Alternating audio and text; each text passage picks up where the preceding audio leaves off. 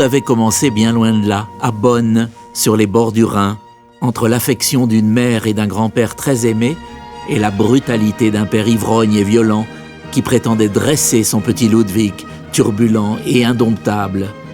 Il voulait faire de ce fils un virtuose précoce, un nouveau petit Mozart qu'il pourrait exhiber fièrement dans la ville. Il en fit surtout un révolté. Un soir sur deux, Johann rentrait ivre-mort et réveillait Ludwig à 11h ou minuit pour l'obliger à faire ses exercices et ses gammes au violon, au clavecin ou au pianoforte. Mais lui, petit bonhomme de 7 ou 8 ans qu'il était, malgré les taloches que son père lui réservait à la moindre défaillance, n'arrivait même pas à le haïr, ni même à se dégoûter de la musique. Elle était déjà sa raison de vivre.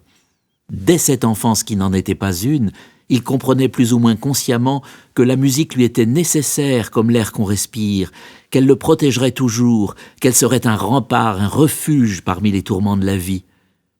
Il ne lui restait plus qu'à s'acharner au travail pour donner son premier concert à l'âge de 8 ans et réussir sa tournée en Hollande à 11 ans, accompagné de sa mère. L'année suivante, son maître Christian Neff, qui lui servait presque de père de substitution, tant il se montrait bienveillant, attentionné et bon pédagogue, n'hésita plus une seconde. Il décida de publier la première œuvre de Ludwig, des variations sur une marche du compositeur Dressler, ajoutant peu après « Il deviendra certainement un second Mozart s'il continue comme il a commencé ».